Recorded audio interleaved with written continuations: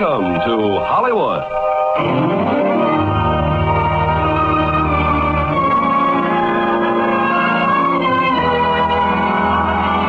The Armed Forces Radio and Television Service brings you the Hollywood Radio Theater, starring Dick Powell in Island in the Sky.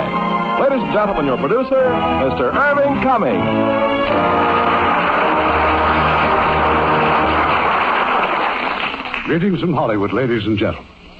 The Warner Brothers picture, Island in the Sky, was based on the best-selling novel by Ernest K. Gann, a masterpiece of drama involving aeroplanes and the men who fly them, as we shall see in tonight's thrilling attempt to rescue a crew of men isolated in the Arctic wasteland. And as our star of this Fat Jack production, we have one of those amazing triple threat men of Hollywood, actor, director, producer, Dick Powell. Now, Act One of Island in the Sky, starring Dick Powell as Dooley.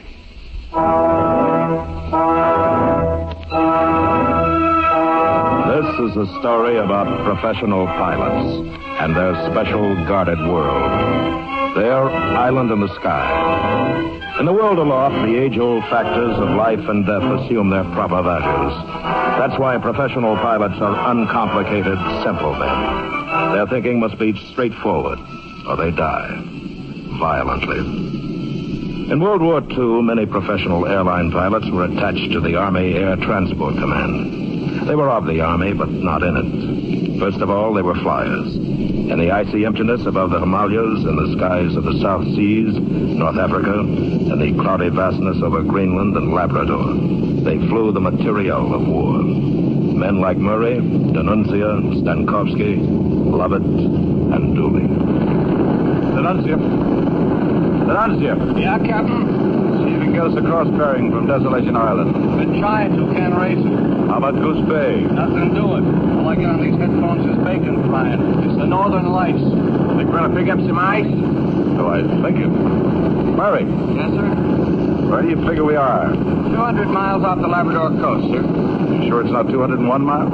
I pinpoint us right here on the chart, Captain. Oh, yeah, well, maybe. I got a hunch we're almost over the coast.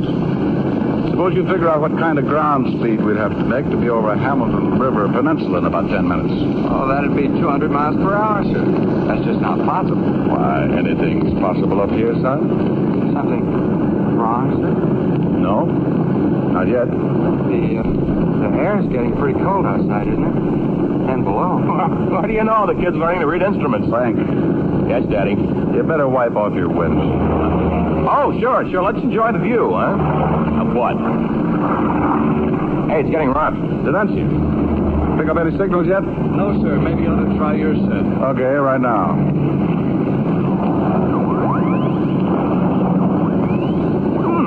Pretty, isn't it? Yeah. Sweetest music this side of heaven. Think we might chance letting down through these clouds? Not till I'm sure where we are, dead sure. Might go back to Greenland. Oh. You want to tangle with that fjord at night? Not me, Daddy. Well, we couldn't make it anyway. If we can't get into Goose Bay, we'll keep right on to Presque Isle. Take a lot of gas. Yeah, that it will. All we got. You don't worry about rough air. It's just uncomfortable. You don't worry about snow or even the static. You do worry about the winds up here. They're invisible and powerful. But most of all, you worry about ice. It can kill. Captain, I just worked Goose Bay. Now, why don't they turn on the range? They say it is on. Oh, we're sure not getting it. Goose Bay tried to take a bearing on us, but they say our signals are too weak. How about Greenland? Still no go. Maybe Montreal? Nothing. Now, Murray, where do you think we are now? Just coming up on the St. Lawrence, sir. Maybe. With no stars or radio, it's pretty hard to be sure. Ah, that's a good boy. When you talk like that, I can believe you. You must have missed Goose Bay altogether. Yes, sir. But by the amount of our drift, I think we're east of our course. Well, then we'll set a new one. Frank, fly 270. Mm-hmm. 270, Daddy. Stankowski. Hey, where's Stankowski? Let's go back in the cabin. Hey, somebody go back and wake up that dumb engineer. I heard that, Lovett. The wasn't for this dumb engineer, a lot of you running those guys would be in... Zinkowski, how much fuel is there left in the cabin tanks? Oh, maybe a couple of teaspoons. Why? In trouble? Well, what does it sound like to you? Big trouble. Ice. Yeah, ice on the props. They're slinging the stuff straight at us. D'Anzio. Yes, sir. Transmit blind. Keep sending. Ask for bearings from anyone you can raise. Presque Isle if possible. Tell them we're icing up and losing altitude. We're turning northwest until we run out of gas. You got it? Got it. Then send it. Yes, sir.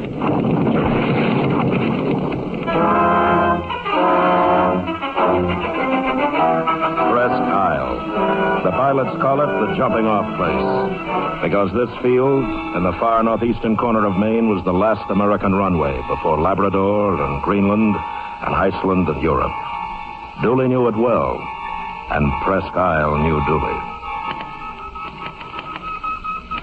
Lieutenant Cord. Yeah, later, Angeles. Oh, excuse me, sir, but maybe you ought to read what's coming in right now. Well, it better be important, Corporal.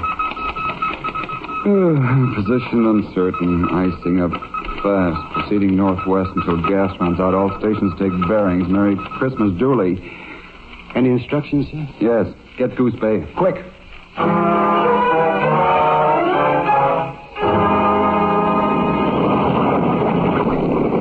Come on, baby.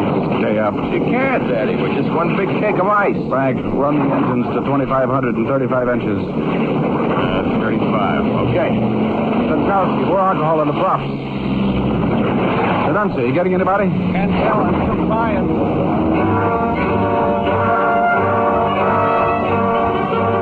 This is Presque Isle, Maine, calling Goose Bay.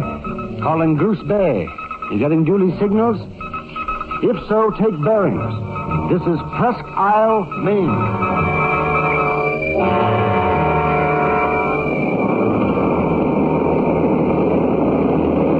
Captain, I just found something. Like what, Murray? Well, if we keep on going northwest, we'll fly right off the map. My charts don't show any details, just big blank spots. And maybe we're going to fill in one of those blanks. Yeah, but how? We're close to stalling, Daddy. Yep, let's take her down. 2100.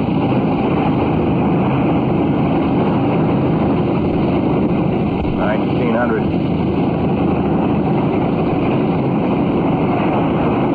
15.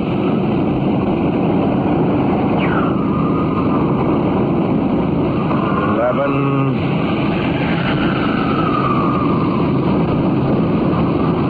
8. See anything? Anything at all? Sure. More fog. 600. Frank.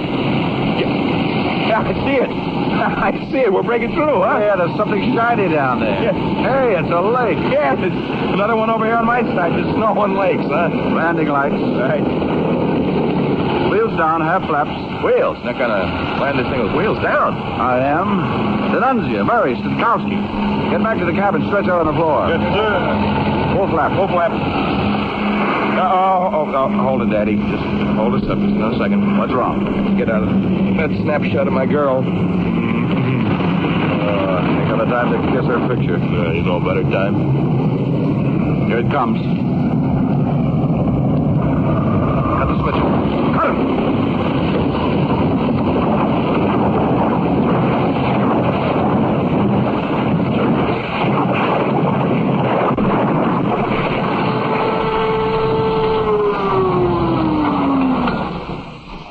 Well, that's one more we could walk away from.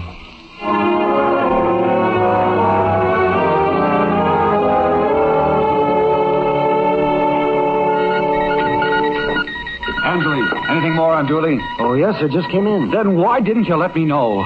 Well, I said it just came in, sir. I haven't had time. You haven't had time. You want to come over to the staff room and tell Colonel Fuller and the rest of them you haven't had time? They're in a real good mood right now at 1 in the morning. Well, I'm sorry, Lieutenant, but you see, Oh, give me that report.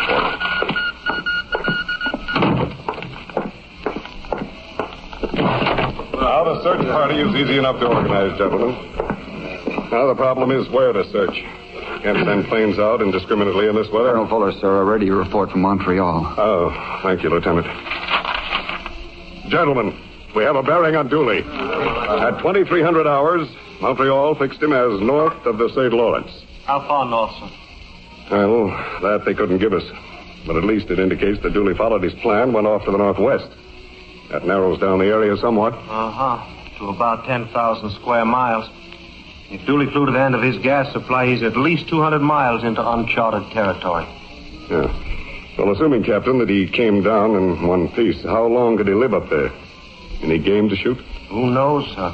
Certainly not the Eskimos. They wouldn't have any part of that region. Lieutenant Cord, how many ships are available for search right now? 5, sir, counting the general ship. The general can walk. Turner, what's the disposition of the civilian airline pilots? Well, sir, McMullen's here at the base. Willie Moon's westbound out of Goose Bay. Stanage is probably over Greenland. We haven't gotten a clear signal from there in 24 hours. What about J.H. Handy and Stutz? Handy is east to Iceland, sir. Stutz on his way west from there. All right. Cord, your job will be to make radio contact with all of them. Tell them what's up. Yes, sir. Turner, you'll see that all 5 ships are ready with Arctic kits. Get with Major Ditson. Work out the stuff we're dropping. Right away, sir. All right, gentlemen, that's all. See you at 0900 in the briefing room.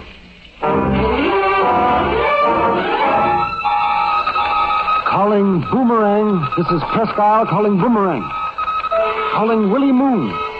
Calling C-47 Boomerang.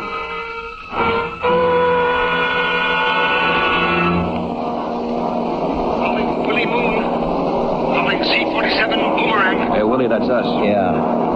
Boomerang, go ahead, Presque Isle. What's doing? On arrival here, you report to Colonel Fuller at operations. Me? I'm going through to Boston. Sorry, change in flight plan. Says you. I promised my wife I'd be home for our kid's birthday. You tell Colonel Fuller I'm a civilian pilot. So is Dooley, sir. And he's down. Repeat that. Dooley is down. Colonel hopes you will join search party. Hopes. Tell him he dang well better let me. Will do. Hey, how about Stutz and Handy and Stanish? Can't reach them. We'll relay word to Greenland. Then get to it, boy. Get to it.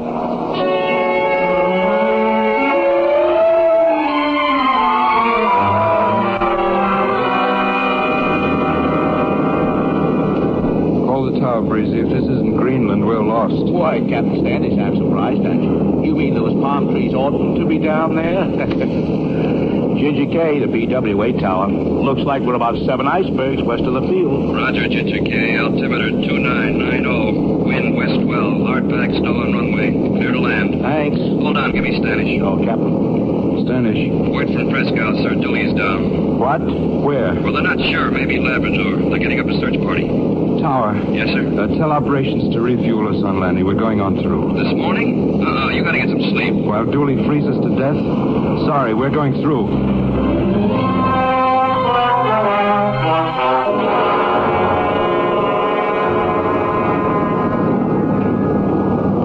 Lighthouse level, Penelope. Lighthouse level, Penelope. Lighthouse level, Penelope. Penelope to Lighthouse Lil. That you, Handy? Yeah.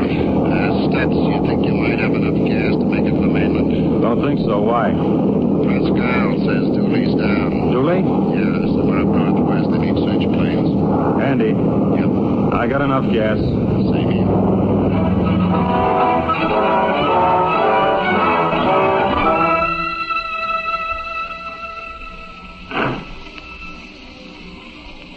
Daddy?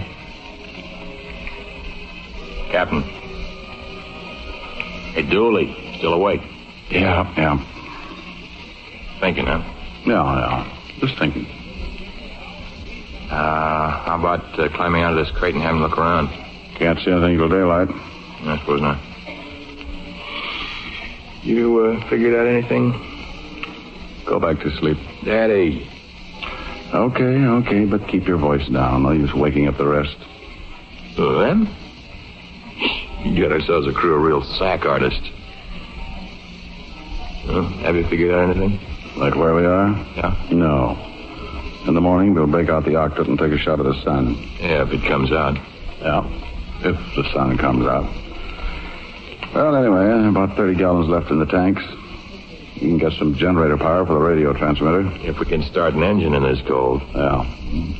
Oh, and food, yeah. Let's worry about food a little bit. Got 3 tins of salmon, 8 chocolate bars, some sea rations, 2 marmalade sandwiches left over from last night. One of them's got a bite out of it. Mm-hmm. Your bite. It's not much, but it's all we got. Oh, it's enough to last 5 men, maybe, 6 days. Mm-hmm. After that? I'm not worried, Frank.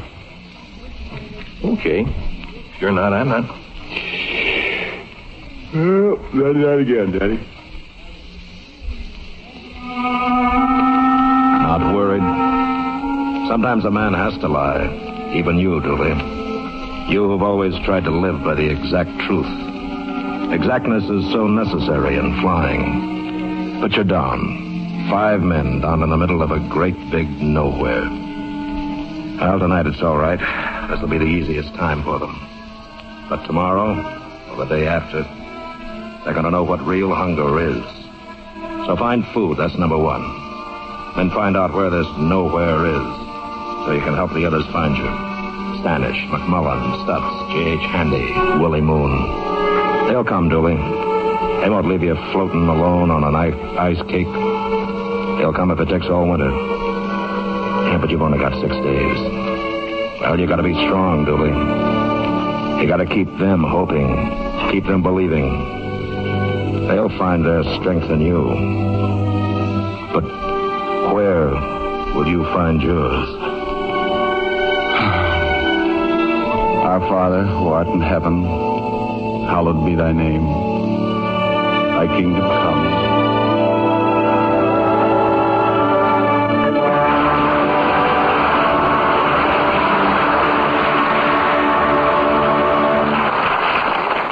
Act 2 of Island in the Sky in a moment. You know, with our servicemen stationed in so many countries around the world, they have a wonderful opportunity to observe the customs and traditions of other people. They're finding out that these customs aren't so strange after all. For instance, in many countries, marriage is by proxy. The groom and the bride are not allowed to meet until the wedding is over. Now, this is the custom in Malaya, the South Celebes, and Siam. This is also one of the reasons for the veiling of Mohammedan women and the Hindu rule of purdah. In other words, the brides are hiding from the groom. Well, that has its modern counterpart in marriage among Christians. We say it's bad luck if the groom sees the bride before the ceremony. Well, we don't really believe that, maybe, but at least we have them come to separate rooms at the church and join each other at the altar. And the veil of a Mohammedan woman is as sacred as our marriage rites are to us. This is true about customs and traditions of all countries. The way of doing things may be different, but the ideals are the same. And our servicemen are helping to maintain goodwill by observing these customs, by learning about them and honoring them. This, after all, is one of our traditions, to let the other fellow have the same rights and privileges that we want for ourselves. Now, our producer, Mr. Cummings. Act 2 of Island in the Sky, starring Dick Powell as Dooley. The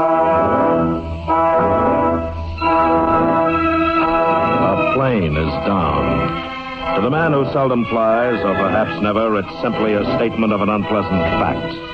To men like Willie Moon and McMullen, Stanish and Stutz and J.H. Handy and Colonel Fuller, it means more. One of your own kind is down. And it's important beyond anything else, that he rise again. Gentlemen, our information is still very sketchy. We can rely on the bearing that Montreal gave us last night. Dooley was somewhere in the vicinity of Lake Manouan, right where my pointer's touching the chart.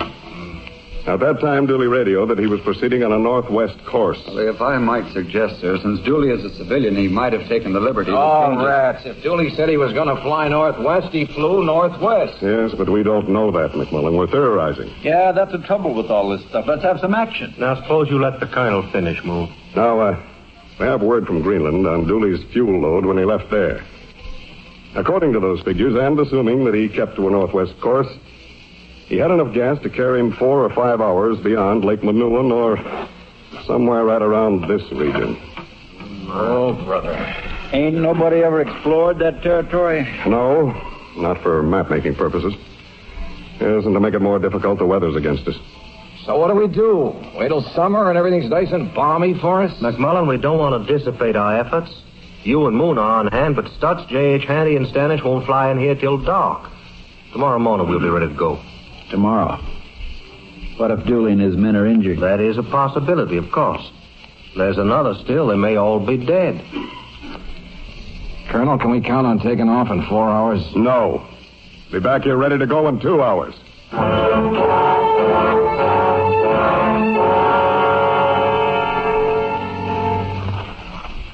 Dooley? Yep. Any luck? No game? Not even a bird in the sky. Any firewood? Plenty of trees in those hills, but the wood's frozen solid. Well, I guess that figures. It's 40 below zero. That's awful mean country, Daddy. Nothing but whiteness and glare and silence. Yeah, you can almost hear it. Frank, I want you to do something for me. It's Murray. Kid's pretty scared, I think. Keeps going on about his wife and baby. Yeah, I heard him. Maybe you might talk to him. Might help. You two are kind of near the same age. Heck, we are. I did my first solo before Murray was old enough to even spell the word navigator. Well, anyway, I think he'd warm up to you quicker than he would to me. How about it? Sure. If this little fiasco had come along about a week later, I might be sweating it out the same as Murray. You? You mean you, a wife? No, I know. I've always yacked about this dame and that dame. I don't know, maybe that's a test. About Margaret, I ain't talking. Well, are you sure? No, Bud. Come on now, then. Let's go back to the ship. I want to start up one of the engines so D'Annunzia can work the radio.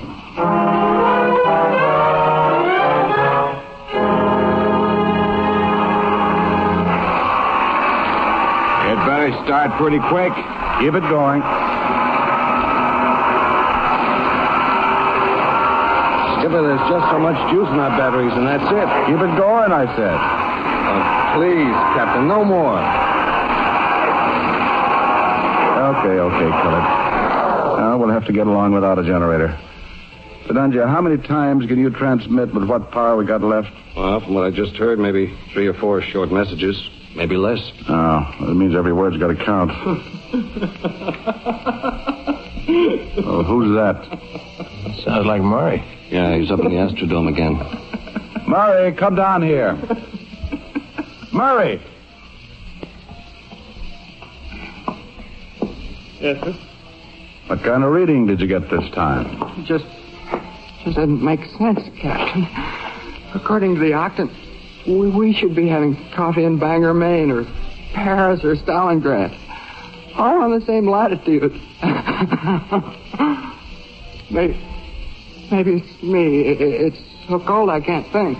Yeah, that's what's wrong. It's the cold, The Octant's got pneumonia. Same as our watches. Oil in the gears, get sluggish. Just won't work right in these temperatures. The navigator should know where he is. I don't. I'm sorry. Oh, sure, Philip. It's funny. Every time I get a good sight on the sun starts changing into something else. It looks like a toy ball. Like a baby's toy. But perhaps if I try just once more. Like a baby's toy. Yeah. You see what I meant? D'Annunzia? Yes, sir. Switch on your dynamotor. We're going to send? Right now. One message and repeat 3 times, no more. Yes, sir. Ready? Ready. Okay. Dooley. To all stations. Down on Frozen Lake. Position uncertain. Guess about 600 miles.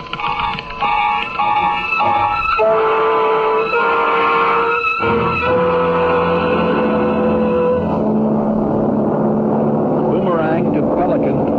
Do you read me, McMullen? Calling in the boomerang. Sure do, Mr. Moon. Good. Take a gander at that horizon. Them mountains ain't on my chart. No, not on mine either. Hope Julie didn't try to go through there. With a load of ice, he'd never clear those mountains. Yeah, and even if he did, look at that hunk of weather stacked up on the other side. Poor Dooley. Willie, will you shut that mouth of yours for a second? Listen. Now what's wrong? It's Presque Isle relay from Dooley. Dooley? Come on, boy, come on. Give it to me. Down on Frozen Lake. Position uncertain. Guess about 600 miles northwest of St. Lawrence. Yeah. What else? What do you mean, what else? It faded out on me. Well, get him back. Do something, can't you? Oh, sure. I'll pick him up in my brainwaves. Wait a minute. Here it comes again. No injuries. Urgently require food. Batteries low. Hope to make one more transmission. Let you take bearings. When you arrive over area. Signed Dooley. Hey, McMullen, did your guy read that message from Presque Isle? Yeah, man. That lucky Irisher, he made it. He's alive. Yeah, sure he is. Alive and kicking, just like we knew he'd be. That beat-up old balloonist. Hey, Ralph. Yeah, you want me to acknowledge Presque Isle? You bet I do. Tell him we're proceeding to the area given. What about the storm front? Forget it. Somewhere over the mountains, Dooley's waiting for us.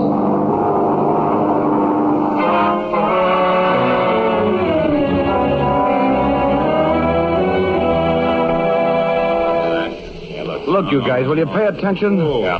Pay attention, will you? Go on, Donantia. Well, it's real simple, fellas. Since we got to save our batteries, we use this portable transmitter, the hand crank job. You wind away on it like it was a coffee grinder. Daddy, I got an idea. Just a minute, Frank. This here aerial is supposed to be hoisted up in the air by a balloon. And we ain't got one, I bet. Oh, yes, we have, but it's so blame cold the balloon wouldn't have enough buoyancy. So we'll have to string the aerial between two trees. There's plenty of trees all along the lake. Maybe we could cut them down and make a log cabin. Great idea. Well, I'll tell you what we are going to do. We're going to cut down some of those trees and pour some of our gasoline on them. If we can once get a fire started, we can thaw out enough wood to keep the thing going. Hey, Captain, that'd be swell, because I was wondering how we could heat up this coffee grinder. The grease in the gears is frozen, so you can hardly crank it. I wasn't thinking about the coffee grinder. If we're in for a blizzard, and it looks like it, that fire's going to keep us alive. How you cooking, Daddy? That's my idea. What is? Find something to cook over your fire. I'll run right down to the corner grocery. Oh, sure. Right now, how about helping me drain some gasoline? Now, come on, boys. Let's move it, huh?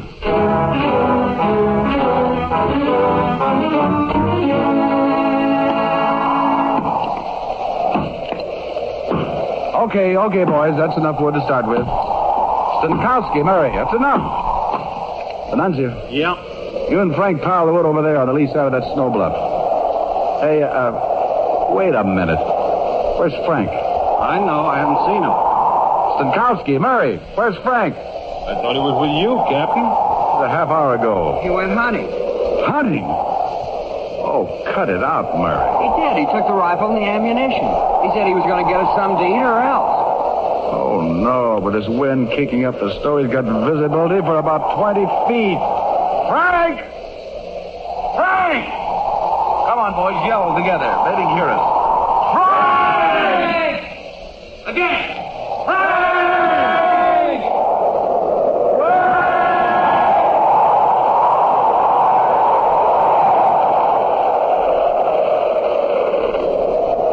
They sound lost.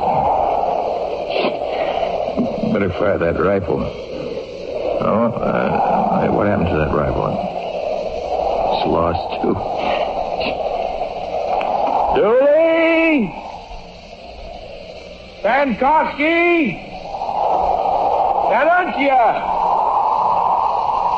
And Murray! It's use. Gotta keep walking in a straight line, that's all. I'm gonna go walking around those circles. Just keep straight line. Need no bushes, no trees. Just follow these footprints right back to camp and then I'll go sleep. Oh, sleep. It's the most important thing in the whole wide world.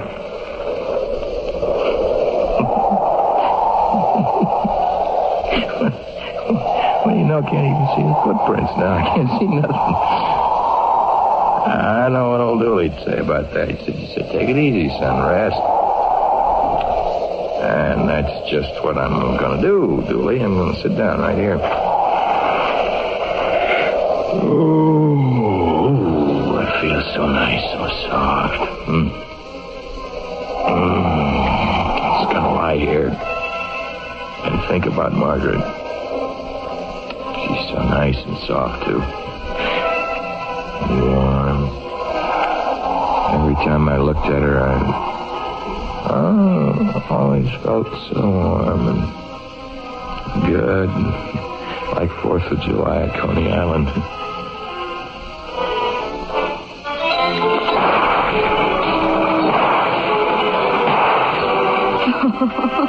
Oh, Frank, I can't hear a thing. It's ridiculous. Sure you can, Margie. Just pay attention to what you're doing. Stop looking at me, will you? But I'd rather look at you, Frank. Do you mind, really? Oh, I love it.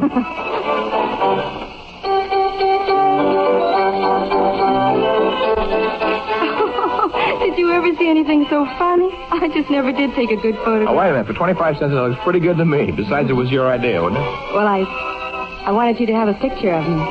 I don't need a picture to remember what you look like. I'll always remember, Margaret. Oh, Frank. I'll always remember.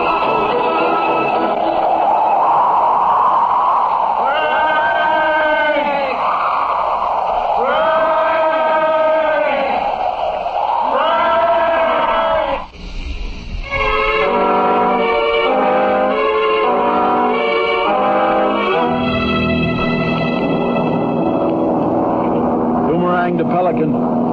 Hey, McMullen. Julie. I can't buck these winds any longer, Mac. Another 10 minutes and I won't have enough gas to make it back to Presque Isle. Same here. If Julie's down below, it sure as heck we never spot him. Okay. Let's make a 180. Ralph. Yeah, what? Tell Presque Isle we're coming in. Tell them that if Stanish and Handy and Stutz have got in from Greenland to just sit tight. Nothing anybody can do till this storm blows itself out.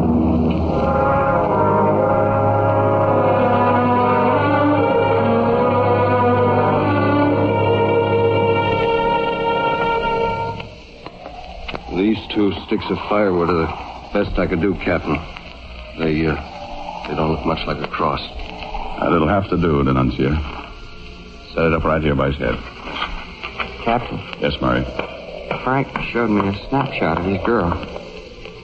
I hope you took it out of his pocket. Why? Well, so you could return it to her. Maybe Frank would rather have it here with him. That's the way I figure. Any of you men want to say anything? No, I suppose there's no need to. We all know what kind of a man Frank was. He was a good pilot. That takes an awful lot of things.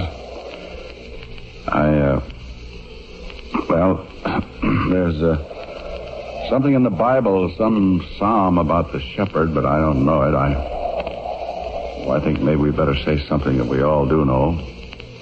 Like, our Father, who art in heaven, hallowed be thy name. Thy kingdom come. Thy will be done on earth as it is in heaven. Give us this day our daily bread. Forgive us our trespasses as we forgive those who trespass against us. Lead us not into temptation, but deliver us from evil. For thine is the kingdom, and the power, and the glory, forever and ever. Amen. Amen.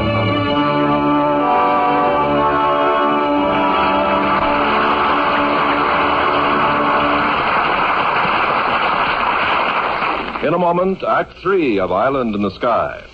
The Navy Enlisted Men's Club in Tokyo is a pretty nice place where the men of the Navy can sit around and talk, read, or play cards on off-duty hours. It's a pretty nice place in another way, too. There's a box on the bar for the spare change of the sailors, and every penny that's dropped into it goes for the support of their private orphanage called the Home of Affection. Over 50 boys and girls of all ages are fed, clothed, and educated there. The orphanage has formed its own self-government, and the children are learning what it's like to live by democratic rules. With the help of the enlisted men of our Navy, they're meeting the world with a new hope, a new dignity and pride. Such acts by you and your friends today are shaping our world of tomorrow.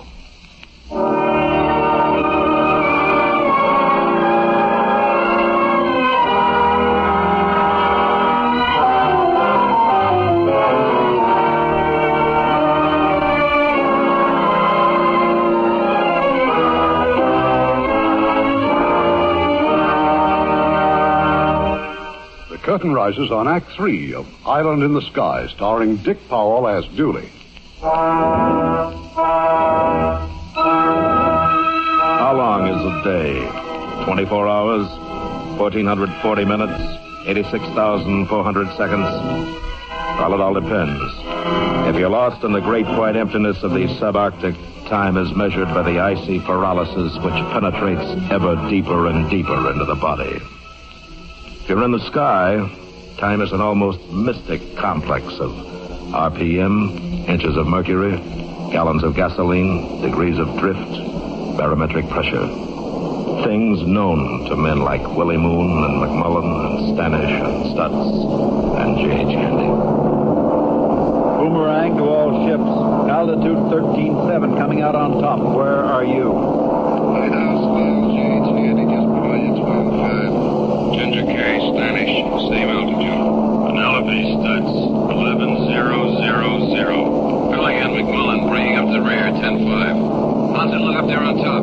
Clear as a maiden aunt's conscience. Maybe it was worth being grounded 48 hours. It depends on how Dooley made out. Yeah. Ralph, you picking up anything yet? No. We ain't over the area yet. That don't stop you picking up Dooley's signal. Sure it does if he's sending out the emergency outfit, that hand crank job. How far can you hear one of them things? Maybe 25 miles. Maybe 100 if everything's just right. Well, don't bust yourself wide open with optimism, bud. Okay, let's pretend Dooley's got enough juice in his regular set. Let's pretend he's trying to pick us up. So what do we say? Tell him to build a big bonfire with lots of smoke. Tell him we'll be looking for it. Will do. Smoke? But at 70 below zero, smoke may simply settle to the ground. A plane down on a frozen lake. But what lake? That one? Or that one? There are 1,000 lakes. From the air, you can see 100 miles. But the wingspread of a plane may be only 100 feet. Like looking for a chip of wood in the middle of the ocean. Dooley. Fellas, it's them. Yeah. You sure? Yeah, they're calling us right now. Listen. Build big fire. Keep it going. Yeah? Yeah, what else? They say... Take it easy. How close do you think they are? Signal's pretty weak. They aren't close. Well, tell her that. Send an answer. In a minute. I gotta warm up my fingers. Okay, Murray, Stankowski, get outside and start filling up that bonfire. Pour some engine oil over it. Maybe we can make some real smoke. Yes, sir. Right away, Captain. Hey, Captain, our batteries are almost gone. If I hold my key down, the juice will be gone in a few minutes. I think it'd be better if we took bearings on them. Are you sure? No, I'm not, but at least the batteries will last longer if we tell them which direction they're flying. All right. Are your fingers warm enough now? Well, they're as warm as they'll get. Good, then shoot the works.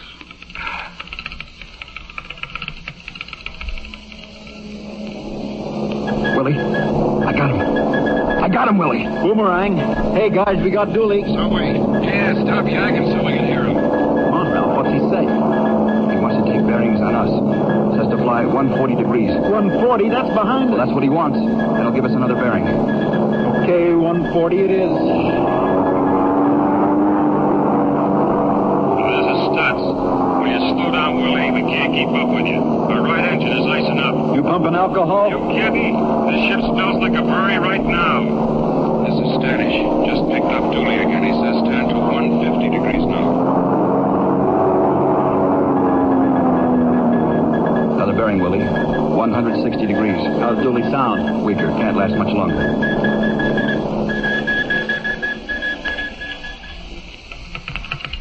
New bearing. 170 degrees. 170. They acknowledging? Loud and clear, just about knocking my ears off. Dooley. Yeah? We've had it. Oh, what, the batteries? Yeah. Just 1/2 of one jolt left in them. Okay. Then tell them to listen on 500 kilocycles, the emergency set, that coffee grinder. I'll try.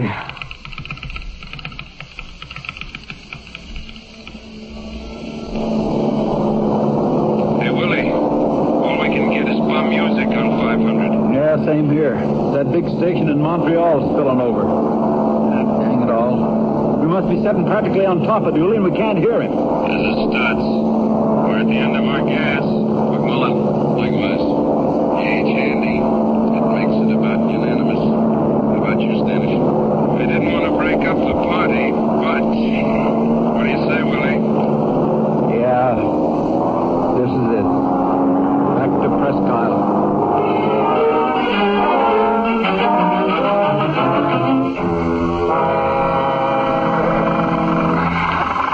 gears on this coffee grinder must be moving in solid cement. Here, I'll crank it for a while. I'll do it, Captain. Yeah, me too. You'll all get your turn. All right, now you can put some more wood on that fire and keep praying.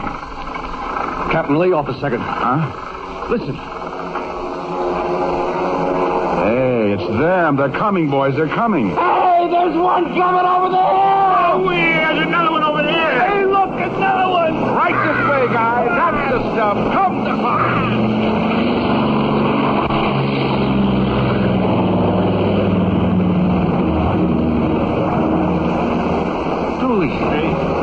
They don't see us. Well, they got to.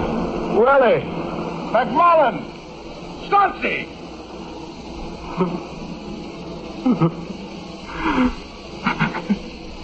They didn't even see the smoke. And they were coming right over it. They'll never come back. They'll never come back.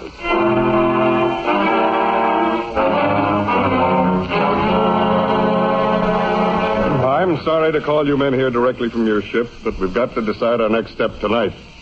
Then you can hit the sack. Willie. Yes, sir? I believe your ship made the first contact with Dooley. Now, what time was that? What was your position? It's around 1500. We were an hour north of the mountains. Proceeding on what compass course? Yeah, that's anybody's guess. Compass just won't stand still up in that country. Well, we had the same trouble, sir. The magnetic pole kept moving on us. Captain Standish was a long-distance call for you. It can wait, Lieutenant. The operator said it was urgent, sir. New York. All right, Standish. Make it short. Thank you, sir. Now, man, what I'm trying to get at is this. 5 ships covered a certain area today. We've got to know what that area is so we can eliminate it on our next sweep. Colonel. Yes, Andy? I hate to say this, but for the first time since I started flying, which was a long time ago, I just don't know where I've been. Well, that's my case, too. Wow. This is pretty extraordinary. Well, has anybody got any ideas? Yeah. All right, Stutz. Well, let's go back at night. Fly the stars. Plot one fix after another so we know where we are. Plan to arrive over the search area just before dawn. Dooley hears our engines, he'll shoot up a flare, and we'll see it. We will, huh? We told Dooley to build a big fire, but we sure didn't see any smoke. Well, maybe we were flying too high. Let's stay closer to the deck next time. Captain Turner, how about the weather? Well, there's a new low-pressure system forming over Hudson Bay, so it'll hit Dooley in about 36 hours. May last as much as 4 days. All right. Here's what we do. I like Stutz's idea of going up in the stars. Tomorrow night we try it. Stake out what you men think is a new search area. And hope that Dooley hears you and sends up a flare. If you miss him this time, well, you heard about the weather. Dooley's already out of food. He can't stand another blizzard. Oh, Standish, while you were on the phone, we worked out a plan. Boys will tell you. Who was it, Standish? One of your dolls? It was Murray's wife. Murray. Dooley's navigator? Yes, sir. She wants us to give her husband a message. Don't she know we ain't found him? Oh, she says she knows he's alive. She says to tell him the baby's over his cold and that she loves him.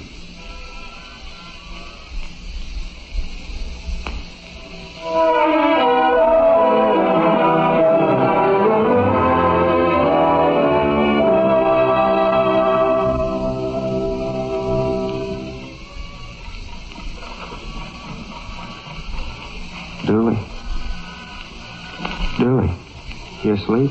No. I've been trying to, but I keep thinking, what if the planes don't come back? They will, Murray. You sure? Try thinking about something else. But why should they come back to this same place? They looked here and didn't see anything. Tomorrow they'll try someplace different. Wouldn't you, Dooley, if you were flying one of those planes? Oh, they'll be back. All we gotta do is build up a bigger fire tomorrow. You're not just saying that, Dooley. You're sure? I'm sure. Now get some sleep. Gee, I hope my wife and kid are all right.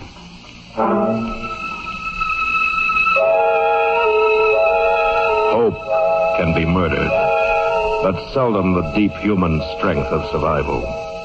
Yet this strength is as tricky as it is powerful. It can become miserable panic if the leader falters. He said they'd come today, and they didn't. Yeah, and the wind's getting louder. What's that mean? If it keeps up all night, we'll maybe have another blizzard. Why don't Dooley talk to us? He just keeps walking around. Why don't he stay here with us? Because he went for some more firewood. Dooley! Dooley, come here! What's wrong? We want you to talk to us. Tell us something. Say something. Uh-huh. Annuncia? Yes, sir. Tomorrow, instead of sending straight signals, maybe you better tap out some kind of a message, like, return to same place. Return to same place. Okay by me. How long could you keep that up? As long as the boys can crank the coffee grinder. What's the good of it? It'd be better if we started walking out of here. How far do you think you'd get? An empty stomach doesn't give you much mileage. That's why we gotta move. We gotta find some food to shoot. Here, it's like everything was already dead. That's enough, Murray. We might find a river or a stream. I said shut up. You said the planes had come back, Dooley. They haven't. Shut up. No, they'll never come back. They just... Dooley. Now listen. All of you. There's a boy buried out there in that snow because he didn't listen to me. Our only chance is right here. If the planes can't see our ship from the air, they sure couldn't see us walking. Now, the first one of you who hikes out of this camp here is going to get shot. I'll aim for your legs, but I may miss you and hit you in the back of the head. Now, who's for leaving? All right, that's better.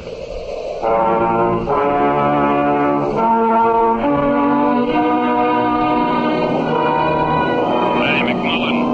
Where are you? On top. About 14,000. Stannis just broke through beneath me. Yeah, let's take a reading off Vega and then spread out.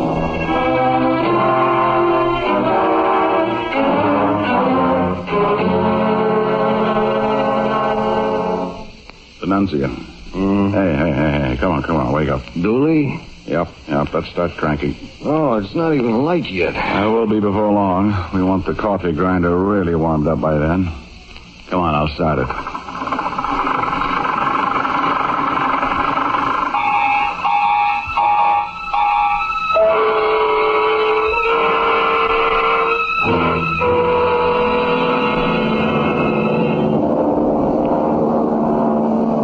Stops again. Think maybe I'm over the area. Going down for a look-see. Watch those hills, Stutsy. Some of them stick up pretty high. Hey, one of your other guys. Yeah, Chandy, what do you want with me? Ralph and I are going to listen to Stutz. So you hunt for Dooley at 500 kilocycles. Will do.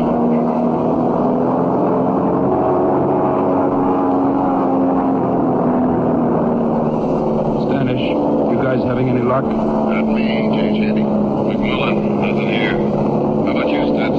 I gotta turn back. Only 450 gallons left. Sorry, boys.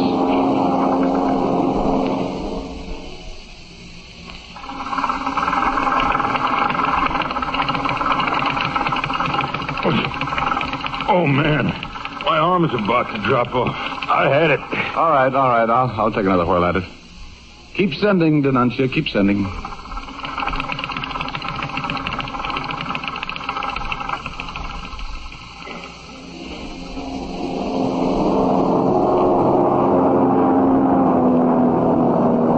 Hey, Willie.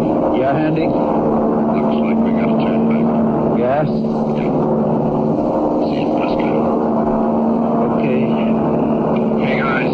Hey, I got him. Where? Do you see it? No, on the radio and the compass. Listen, do you hear the signal? 500 kilocycles, right? Look at your needle. Look at it spin. Yeah, I see it. Hey, Willie. Dooley's talking to us. It says, return to same place. You hear that, guys? Come on!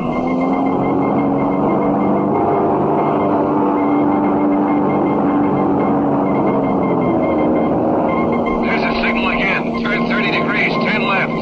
Turn!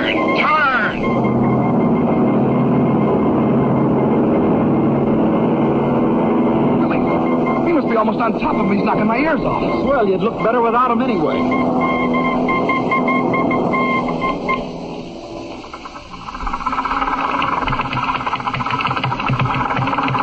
It's getting light, Captain. Yeah. I wish those clouds would clear away. Mikowski, how about spelling me on this thing?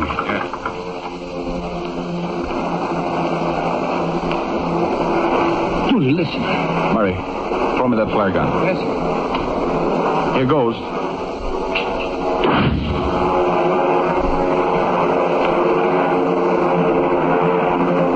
think the flare will clear the clouds? Yeah. Can I see it in this light?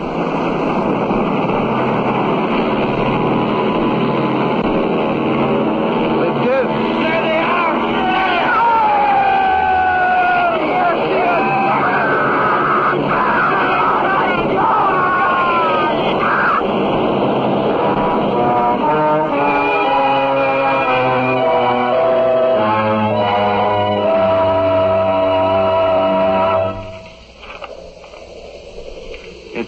Message for me, Captain? Yeah. Standish wrote it. Says, your wife's fine and little, what's-his-name is over his cold. Gee. Oh, gee. That's all? Don't say anything else? Mm-hmm, yeah. Ski planes will be back this afternoon to take you out. Wow! Dooley, your wife and kids are waiting for you. Huh? What? Hey, Dooley, we didn't know you had a wife and kids. Yeah. 6 of them. And thank God I'm going to see him again. In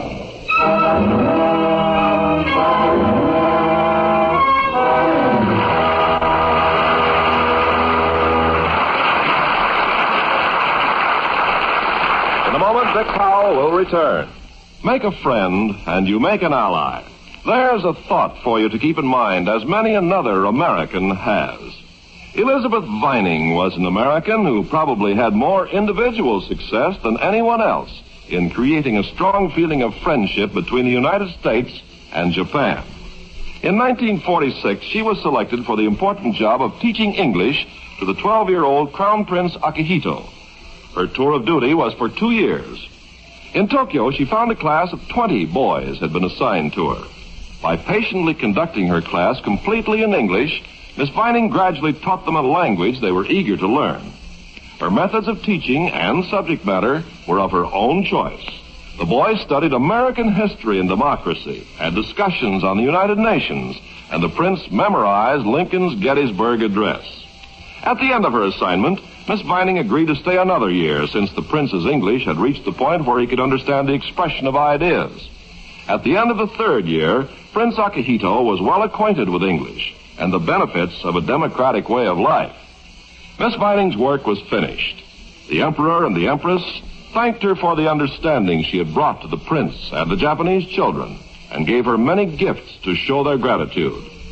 And what had Elizabeth Vining learned from her work? That she had contributed much toward the future peace of Japan and the rest of the world. That she opened windows which had remained closed too long. As one of her students told her, "You have not only taught us English, you have taught us thoughts."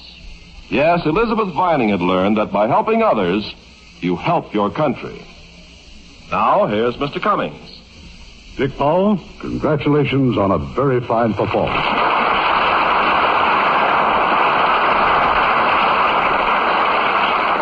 Thank you, and thank you, Irving. I understand you were selected by the nation's top radio and TV editors as the best dramatic show on radio. Yes, in a poll conducted annually by Radio and TV Daily, we are very pleased and proud. We intend to go right on presenting the very best motion pictures Hollywood has produced. How's about next week's show? You won't want to miss it either, because it's one of the most famous comedies of all time, with one of the greatest romantic teams ever seen on the screen. Another of our 20 greats, this time from Columbia Pictures. The gay-mad story of The Awful Truth. And recreating their original roles, Cary Grant and Irene Dunne. Oh, that's a great one, all right. Good night. Good night, and best regards to Julie.